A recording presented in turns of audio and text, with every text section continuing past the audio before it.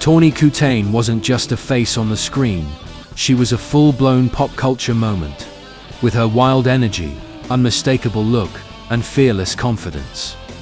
She lit up the 1980s and early 90s, becoming an icon of rock videos, Hollywood glamour, and unapologetic attitude. Whether draped over a car hood or stealing scenes on screen, Tawny commanded attention and left a lasting imprint on entertainment history. Hello, and welcome to the Church of Rock and Roll.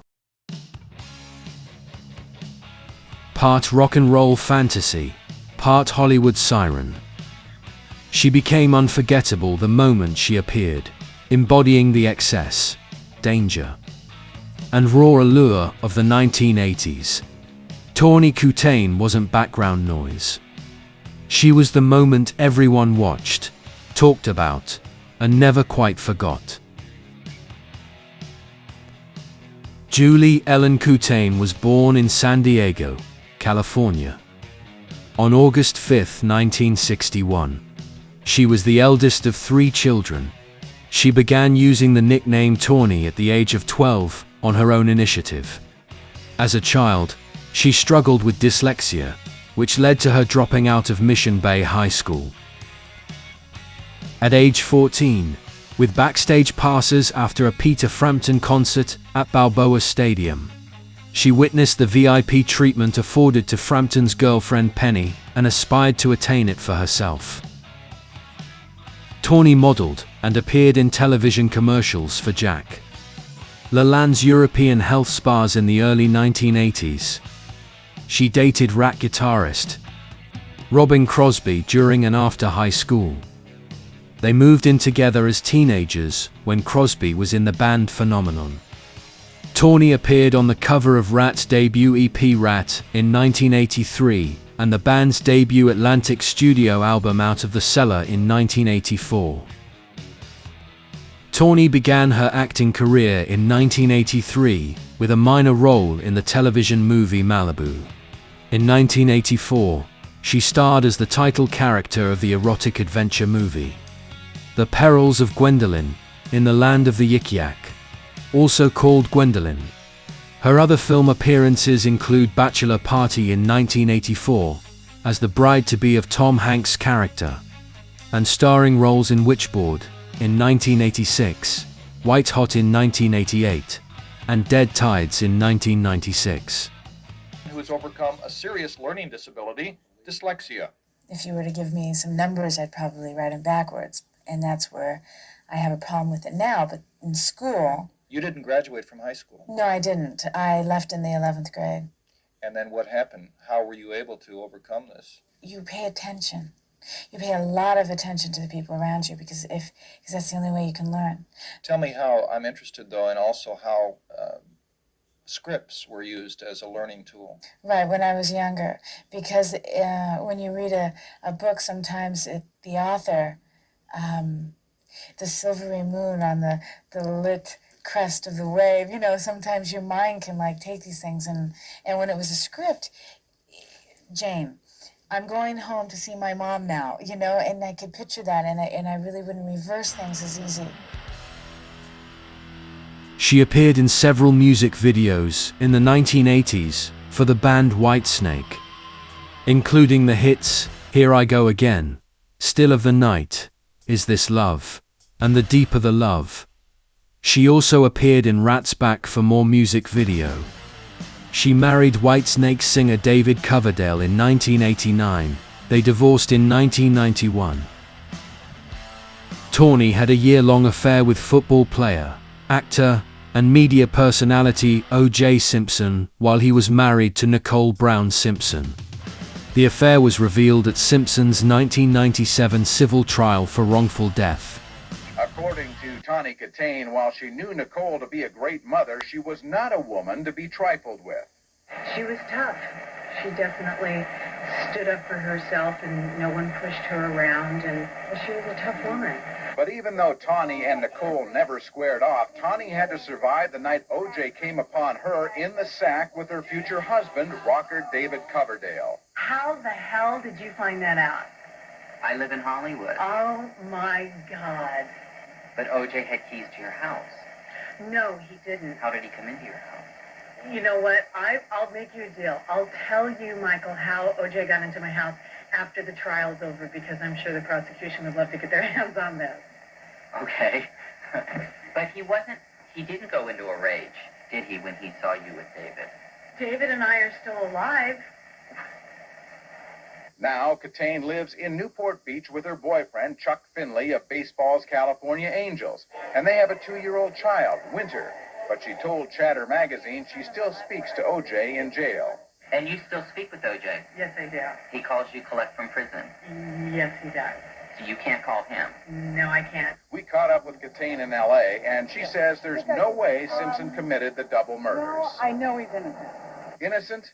Because she firmly believes OJ isn't capable of premeditated murder. But what about a crime of passion? Look, I have been so pissed off before at a lover that if we were in the kitchen and there were knives around, you know, I mean, you can see how people can get so pissed off that they pick up a knife and just, you know, stab someone or shoot someone. Situation, they moved together to L.A. with dreams of hitting the big time. We were like first lovers. It was peaches and cream for a long time. You know, she's a lovely girl, obviously. Robin said his relationship with Tawny had its ups and downs, mainly because of his having to be on the road and her career demands. But things really came apart when he says Tawny began her affair with O.J. Simpson. He wasn't happy about her seeing other people at all, regardless of who it was. Robin says O.J. was particularly angry that Tawny continued to see him. I heard that he had told her that he didn't want her seeing that damn rock and roller anymore. Dawn Bryan says she was a roommate of Tawny's and claims that on more than one occasion she saw an enraged O.J. I was in my room and I heard something going on downstairs because it was kind of a two-level apartment. And I opened up the door and I heard OJ barging in through the door, going, "Tawny, I know he's here. Where is he? I want to talk to him. I want to see him. Where is he right now?" Robin and Tawny's limo driver, Al Bowman, says he heard O.J. lay down the law to Tawny. She was his mistress, and I think that he was just keeping her alive, saying, "Look, babe, you know, if you want these free trips around the country and these fine hotels that you're rendezvousing with me in, if you want OJ, you can't have your rock and roll boyfriend. You can't have that." Robin says his relationship with Tawny lasted 7 years, but says it ended abruptly one night during a romantic rendezvous at a Los Angeles hotel, where they checked in under the name of Mr. and Mrs. Jones. I received a quite frantic phone call from one of my road crew who informed me that there was a irate O.J. Simpson in the hotel looking for the Mr. and Mrs. Jones party. Were you afraid that O.J. was really going to physically attack you, or worse? You know, I didn't want the guy to break my neck or anything. You know, I'm not a little guy, but I think, he's used to running over guys bigger than me. So, it was like, I just think the best thing for me to do to avoid confrontation is hop in the limo and head for the airport.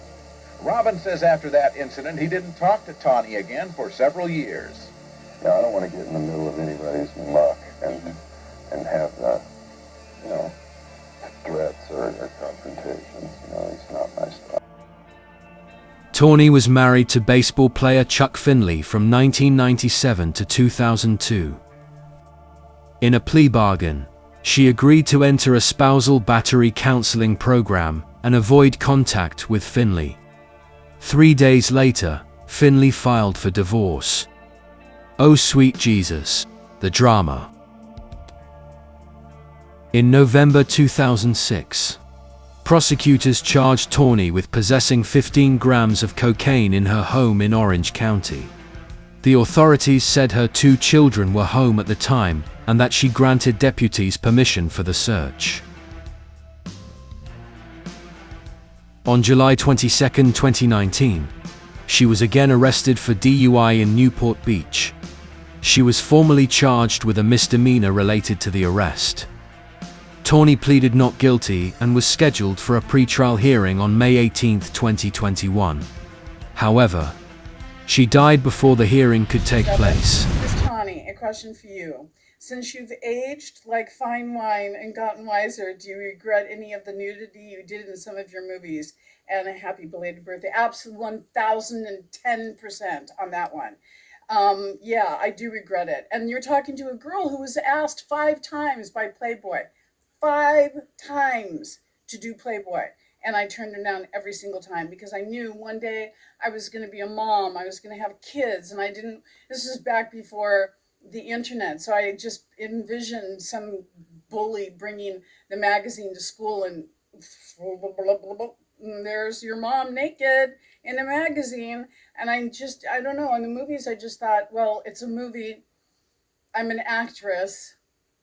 Stupid. So dumb. Don't take your clothes off. Leave it for yourself. Yeah, I'm not proud of myself for doing that at all. And thank you for the happy birthday wish, by the way.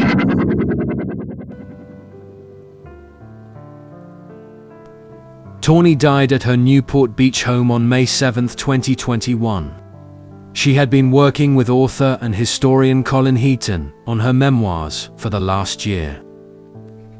In 2021, the coroner's office announced the official cause of death was dilated cardiomyopathy, a common type of heart disease. Other factors were mild coronary atherosclerosis and drug ingestion, mainly pills. Tawny was fire-wrapped in skin, beautiful, volatile, already burning while the world watched and clapped. The spotlight loved her, then fed on her. Fame didn't save her, it sharpened the fall. Every smile carried a fracture. Every triumph came with a quiet bruise no one wanted to see. If you enjoyed this video, please give us a thumbs up and consider subscribing. Her life felt like a long night lit by neon and cigarettes. Love tangled with damage. Freedom mistaken for escape. She survived the glare, the excess, the wreckage. But surviving isn't the same as being spared. When she died, it was the last pulse of a dangerous era, when desire ruled louder than mercy. Tawny became another ghost of the 80s. Glamorous, haunted, unfinished.